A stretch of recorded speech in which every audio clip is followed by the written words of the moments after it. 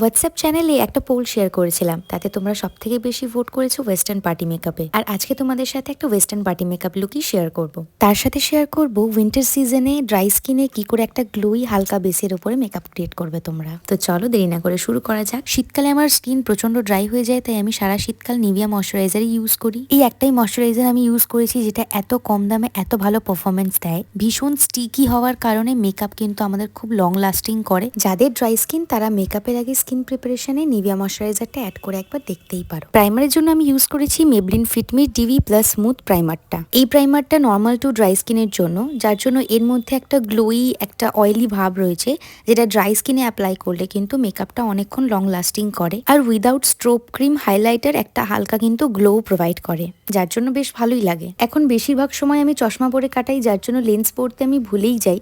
আজকেও as usual আমি lens পরতে ভুলে গেছিলাম, তাই মেকআপের মাঝখানেই লেন্সটা অ্যাপ্লাই করে নিলাম। কালার কারেকশনের জন্য ইনসাইটের একটা কনসিলার ইউজ করেছি, যেটা শেড নাম্বার NC2 বেজ। কনসিলারটাকে যেখানে যেখানে আমার ডার্ক স্পটস রয়েছে সেই সমস্ত জায়গাগুলোতে একটা ড্যাম বিউটি ব্লেন্ডার দিয়ে হালকা হাতে ব্লেন্ড করে নিচ্ছি। এটা অ্যাকচুয়ালি একটা কনসিলার, কিন্তু এটা যেহেতু আমার থেকে 2 বা 1 শেড ডার্কার বলতে পারো, তার জন্য এটা আমি কারেক্টার হিসেবে ইউজ করি। অরেঞ্জ কারেক্টার আমি খুব কম ইউজ করি, কারণ ওটাকে আবার নিউট্রালাইজ করতে হয় অন্য কোনো কনসিলার দিয়ে, তাতে মেকআপ আরো হেভি মনে হয়। বাট এই কনসিলারটা কিন্তু কোনো নিউট্রালাইজের প্রয়োজন পড়ে না, অটোমেটিক ফেসের সঙ্গে কিন্তু মার্জ হয়ে যায়। এরপরে আমি ব্লাশের জন্য ইউজ করেছি সুইস বিউটি ক্রিমি টাপ ব্লাশ উইথ শিয়া বাটার, যেটা খুবই ভাইরাল একটা ব্লাশ। এটার শেড নাম্বার 04 কপার চিক্স। আসলে এই ব্লাশটা তোমাদের রেকমেন্ডেশনেই কিনা। আমি অনেকদিন আগে একটা ভিডিওতে বলেছিলাম যারা ব্লাশ লাগাতে পছন্দ করো তারা তাদের ফেভারিট ব্লাশের নাম বলো, এবং তার মধ্যে যার কমেন্টে সব থেকে বেশি লাইক আসবে আমি সেই ব্লাশটাকেই কিন্তু ট্রাই করব। আর আমি নিউড শেড ব্লাশের ওপরে তোমাদের সাজেশন চেয়েছিলাম, তো সেখানে অনেক কমেন্টস পেয়েছি,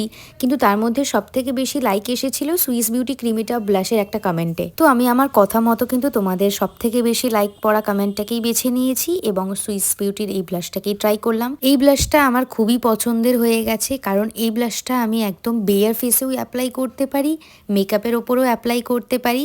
লাইক এত সুন্দর টেক্সচার, এত ক্রিমি একটা টেক্সচার ফেসে লাগানোর পরে সঙ্গে সঙ্গে ব্লেন্ড করেছি, তাই জন্য কম পিগমেন্টেশন এসেছে।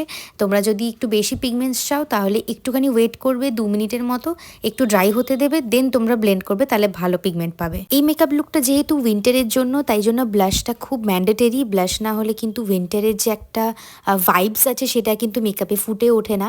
তো সেই জন্য আমি ব্লাশটা অ্যাপ্লাই করেছি, আর খুবই হালকা পরিমাণে অ্যাপ্লাই করেছি, because I am not a blush person, and বেশি ব্লাশও ভালো লাগে না উইন্টারে। আজকে কনসিলারের জন্য ইউজ করেছি ইনশাইনের HD full coverage concealer in the shade 802 warm nude. Just একটা করে ডটস আমি নিয়েছি, কারণ আমি চেয়েছিলাম এই মেকআপটা একদম স্কিন লাইট ফিনিশ আসুক, তাই অল্প করে ফেসে অ্যাপ্লাই করে ওয়েট বিউটি ব্লেন্ডারটা দিয়ে হালকা হাতে ব্লেন্ড করে নিয়েছি। এই কনসিলারের শেডটা আমার ফাউন্ডেশনের শেডের খুব সিমিলার একটা শেড, যার জন্য এটা আমি একদম বেয়ার ফেসও অ্যাপ্লাই করতে পারি। খুব easily blendable and full coverage concealer, যেটা আগেই নামেই আছে ওর মধ্যে।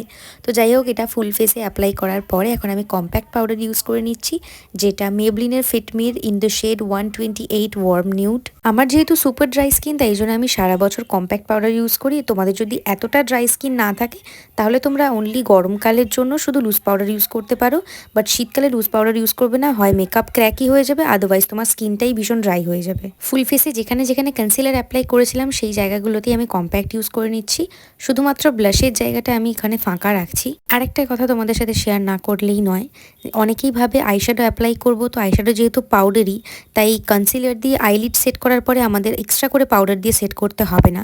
এটা কিন্তু সম্পূর্ণ ভুল। তোমরা যদি পাউডার দিয়ে সেট না করো তাহলে কিন্তু তোমাদের আইলিডের ওপরে যে আমাদের ক্রিজ লাইনটা থাকে ওইখানে একটা ক্রিজ পড়ে যাবে, যেটা দেখতে ভীষণ বাজে লাগে। তো সবসময় আইলিডে কনসিলার লাগিয়ে পাউডার দিয়ে সেট করে নেবে। এরপরে আমি সুগারের মিনি ব্রঞ্জার ইউজ করে নিচ্ছি, যেটা শেড নাম্বার 02 উডি ওয়ান্ডার। তোমাদের এর আগেও বলেছিলাম আমি যখন খুব সিম্পল মেকআপ করি তখন আমি এই ব্রঞ্জারটা ইউজ করি।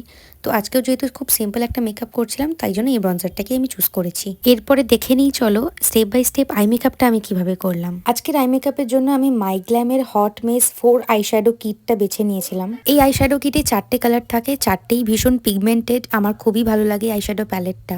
তো এখান থেকে আমি অরেঞ্জ কালারটা ফার্স্টে নিয়ে আমার ফুল লিডে অ্যাপ্লাই করেছিলাম একটা ফ্লাফি ব্রাশ দিয়ে। তারপরে ইনার কর্নারটা পপ আপ করার জন্য একটা ইয়েলো কালারের শেড নিয়েছিলাম, দিয়ে ওটাকে পেন্সিল ব্রাশের মাধ্যমে জাস্ট প্যাট মোশনে আমি অ্যাপ্লাই করেছি। এই আইশ্যাডোটা ভীষণ ইজি একটা আইশ্যাডো আর খুব সিম্পল একটা আইশ্যাডো, যেটা তোমরা যে কোনো আউটফিটের সঙ্গে যে কোনো কালারের সাথে করতে পারো। এই লুকটাকে আরো এনহ্যান্স করার জন্য আমি জুডিওর কালারড আইলাইনার ইউজ করেছি। তোমরা তো জানোই আইলাইনার ছাড়া আমার লুক কমপ্লিট হয় না, তার জন্য আমি আইলাইনারটা অলওয়েজ আমার মেকআপে রাখি। খুব ছোট্ট একটা উইংড আইলাইনার ক্রিয়েট করেছি, খুব সরুর মধ্যে, খুব মোটাও করিনি, খুব পাতলাও করিনি, মিডিয়াম একটা আইলাইনার ক্রিয়েট করেছি। ইনার কর্নার ড্র করেছি। মাস্কারার জন্য অলওয়েজ যেই মাস্কারাটা আমি ইউজ করি সেটাই ইউজ করেছি, যেটা ফলসিজ ল্যাশ লিফট মাস্কারা ফ্রম মেবলিন। আমি ল্যাশেস খুব কম ইউজ করি, আমার নিজের ল্যাশ এত বড় বড় যে আমার ফলস ল্যাশ লাগাতে লাগে না। আর এই simple no makeup kind of লুকটার সাথে ফলস ল্যাশ যেতেও না, তাই জন্য আমি অনলি মাস্কারা ইউজ করেছি। লিপস্টিকের জন্য আমি ইউজ করেছি মার্সের super stay in the shade 06 smitten and lip gloss from Zudio shade number gold 1। লুকটা যেহেতু ভীষণ ন্যাচারাল রাখতে চেয়েছি, তার জন্য লিপস্টিকটাও আমি সেভাবে লাগাইনি, জাস্ট হালকা করে ট্যাপ মোশন দিয়েছি যাতে হালকা একটা পিঙ্কিশ ভাবটা আসে আমার লিপসের মধ্যে। তো সেটা দিয়ে আমি গ্লস অ্যাপ্লাই করেছি। গ্লস লাগাতে আমার খুবই ভালো লাগে ছোট থেকেই। তো এরপর আমি সেটিং স্প্রে ইউজ করে নিচ্ছি মেবলিন ফিটমির। এই সেটিং স্প্রেটা আমার খুবই পার্সোনালি ভালো লেগেছে।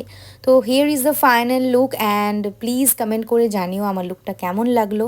আর তোমরা যদি এই লুকটা রিক্রিয়েট করো তো প্লিজ আমাকে কমেন্ট সেকশনে জানিও, বা আমাকে ফেসবুক ইনস্টাগ্রামে ট্যাগ করে ফটো পোস্ট করতে পারো। এই লুকটার জন্য যা যা প্রোডাক্ট আমি আজকে ইউজ করলাম সমস্ত প্রোডাক্টসের লিঙ্ক আমি ডেসক্রিপশন বক্সে দিয়ে দেবো, তোমরা সেখান থেকে চেক আউট করে নিতে পারো।